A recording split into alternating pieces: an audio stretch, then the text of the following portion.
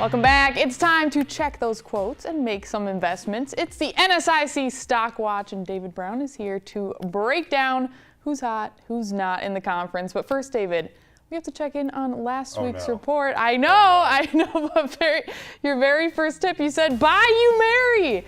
How did that go? The Marauders 66-0. Let me just say that again. 66-0 to Bemidji State.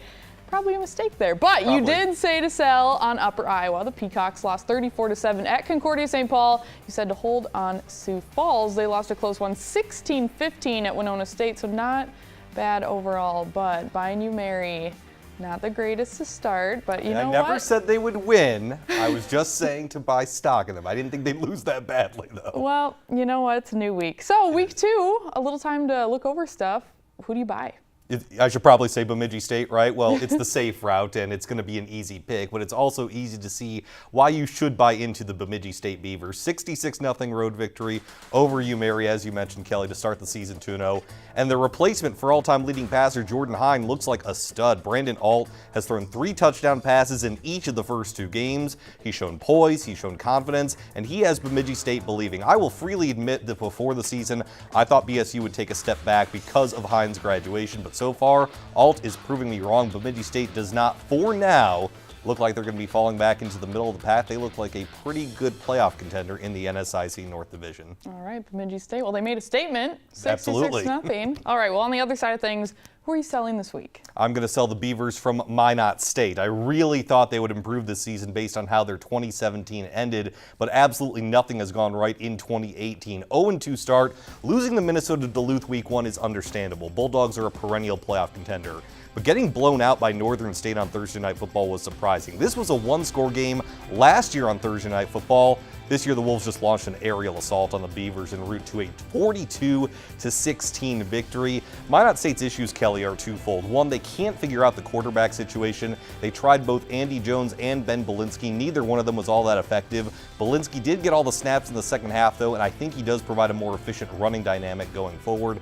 Second, they're young on both the offensive and defensive line. That means not just an experience disadvantage, but a size disadvantage. Head coach Mike Aldrich, when I talked to him last week before the Northern State game, he called them puppies, and they're going to have to become full-fledged dogs soon in order to get back on track, but I would sell for now on Minot State. Puppies. Ooh. He said puppies. I love puppies, but you don't want to be not a as puppy football on the football players, field, no.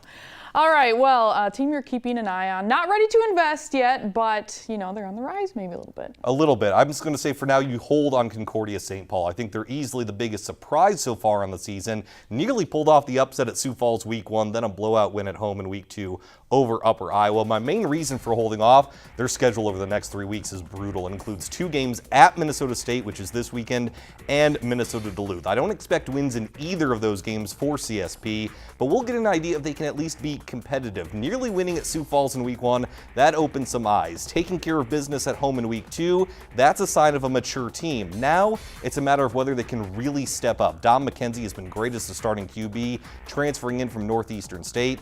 Shaq Johnson is a running back that head coach Shannon Currier told me this offseason would be a difference maker this year. He's got more than 200 all-purpose yards and 3 touchdowns so far through 2 games. There's evidence of skill. Now it's simply a matter for Concordia St Paul of putting it all together. I would hold on them for now, but definitely keep an eye on them. All right, buy, sell, and hold.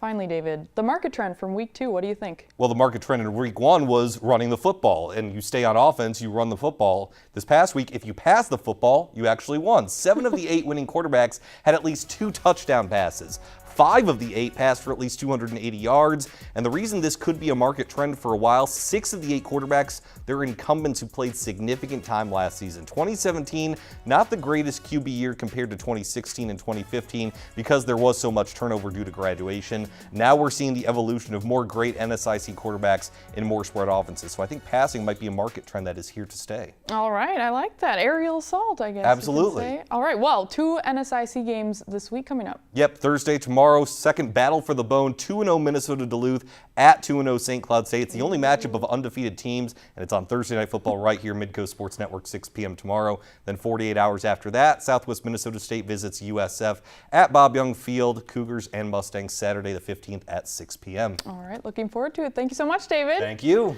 Well, next on the show, we stay on the gridiron but take it to the prep scene. Jody and Jandy hand out the game ball for the week and catch a preview of our live high school game on Friday, Fargo South at Fargo North. Stay with us.